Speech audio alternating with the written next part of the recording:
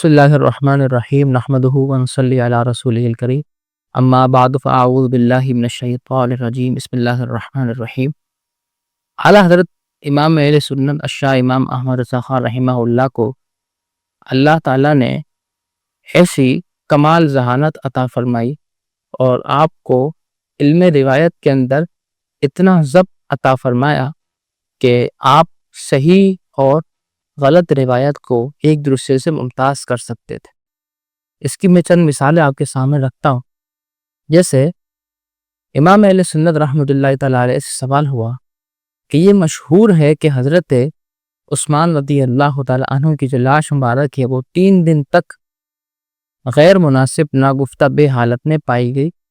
تو کیا یہ روایت صحیح ہے؟ تو اعلیٰ حضرت امام اہل سنت نے ارشاد فرمایا کہ امام حافظ الشان علامہ ابن حجر عسقلانی رحمہ اللہ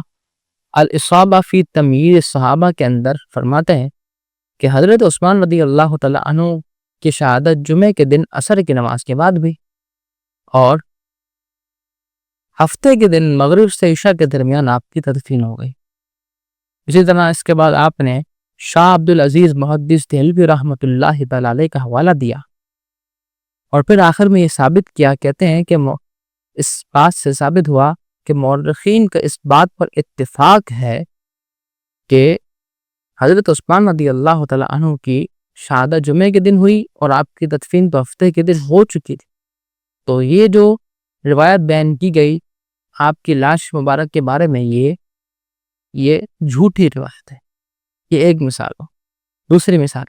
اعلیٰ حضرت امام اہل سنت سے سوال ہوا کہ حضرت سیدنا غوث العظم رضی اللہ تعالیٰ عنہ نے حضرت اسرائیل علیہ السلام سے روحوں کا تھیلا چھین لیا اور آپ سے وہ لے لیا، تو اس روایت کے بارے میں کیا کہتے ہیں؟ تو اعلیٰ حضرت امام اہل سنت نے فرمایا کہ روحوں کا تھیلا چھین لینے والی جو روایت ہے یہ مخترعات جہال میں سے، یعنی یہ جاہلوں کی بات ہے، اس کی کوئی حقیقت نہیں۔ اور پھر مزید فرماتے ہیں کہ اس بات پر اتفاق ہے کہ جو ملائکہ رسول ہیں وہ اولیاء بشر سے افضل و اعلیٰ ہے، لہذا ایسا عقیدے سے مسلمان کو بچنا چاہیے۔ تیسری مثال یہ ہے کہ حضرت عائشہ صدیقہ رضی اللہ تعالی عنہا ایک مرتبہ اپنی سوئی تلاش کر رہی تھی اور اسی اثناء میں آپ کی سوئی کھو گئی۔ حضرت عائشہ صدیقہ رضی اللہ تعالی عنہ سوئی تلاش کر رہی تھی، سوئی کھو گئی۔ نبی پاک علیہ السلام جب تشریف لائے، آپ مسکرائے، دندان مبارک سے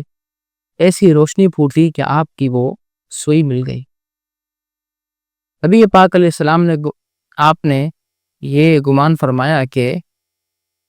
مجھے ایسے دندان مبارک عطا ہوئے جو کسی کو عطا نہیں ہوئے، اور آپ نے تکبر فرمایا معاذ اللہ۔ تو یہ جو روایت ہے اس کے بارے میں کیا فرماتے ہیں؟ اعلیٰ حضرت امام اہل سنت نے فرمایا کہ یہ جو روایت بیان کی گئی یہ یہاں تک تو صحیح ہے کہ حضرت عائشہ صدیقہ رضی اللہ تعالی عنہ کی سوئی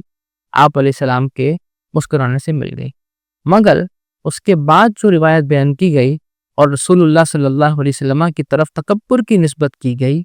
یہ کفر ہے، اور ایسے شخص کو کلمہ پڑھنا ضروری ہے۔ اگر ایسا شخص اس کو تنبیہ کرنے کے بعد بھی وہ کلمہ نہیں پڑھتا تو اس سے کلام اور سلام سب کچھ حرام ہے۔ یہ 3 مثال ہو گئی۔ چوتھی مثال، اعلیٰ حضرت امام اہل سنت الشاہ امام احمد رضا خان اپنے ایک رسالے کے اندر نبی پاک علیہ السلام کے فضائل و مناقب بیان کرتے ہوئے فرماتے ہیں کہ آپ علیہ السلام نے فرمایا کہ مجھے گروہ انبیاء پر 2 چیزوں سے فضیلت دی گئی،